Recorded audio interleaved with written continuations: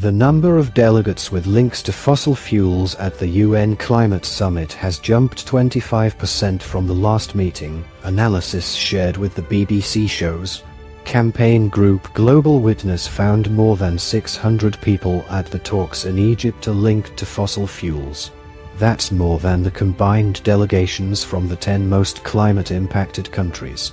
Around 35,000 people are expected to attend the COP27 summit in the Red Sea resort of Sharm el-Sheikh. These conferences have always attracted significant numbers from the coal, oil and gas industries, who are keen to influence the shape of the debate. At last year's summit in Glasgow, a similar analysis of official attendance lists found 503 delegates connected to fossil fuels. This year that figure has gone up to 636. COP27 looks like a fossil fuel industry trade show, said Rachel Rose Jackson, from Corporate Accountability, one of a group of campaigners who released the data. We're on a carousel of madness here rather than climate action. The fossil fuel industry, their agenda, it's deadly. Their motivation is profit and greed. They're not serious about climate action. They never have been and they never will. The researchers counted the number of individuals registered who were either directly affiliated with fossil fuel companies or attending as members of national delegations that act on behalf of the fossil fuel industry. The data shows that this year, there are more fossil fuel lobbyists than total delegates from the 10 countries most impacted by climate change, including Pakistan, Bangladesh and Mozambique.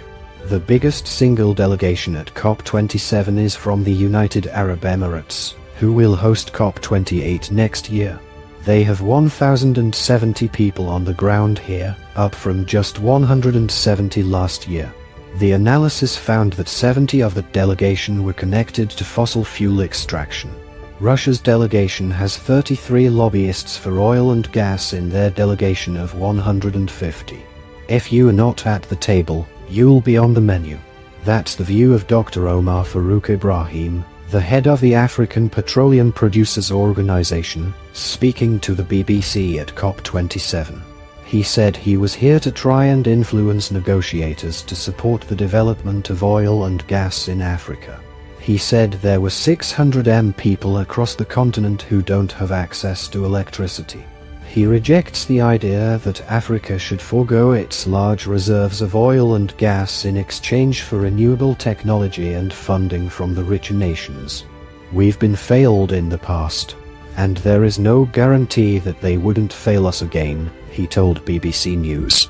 But rather than being a powerful influence, Dr. Ibrahim says his group and others struggle to make an impact at the highest levels. I guarantee you, even if we are to pay to come here, they will not allow us to come because they don't want the other voice heard. There is some evidence that the arguments being made by those in favor of oil and gas are having an impact. There has been a dash for gas recently among some African nations, keen to exploit their resources at a time of increased demand in Europe and elsewhere.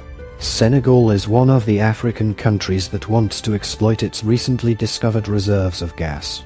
What is important for us is how can we use these resources to develop our country and reinforce our economy and to export it to emerging and developed countries, said Idi Niang, from the Senegal delegation. But others attending were clear that the climate situation was now so serious, there should be no room at any COP for those backing fossil fuels.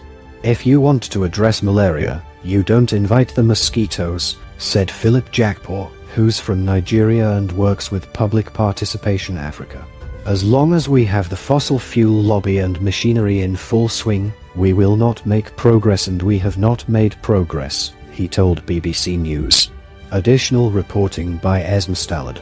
Follow Matt on Twitter at MattMcGrath.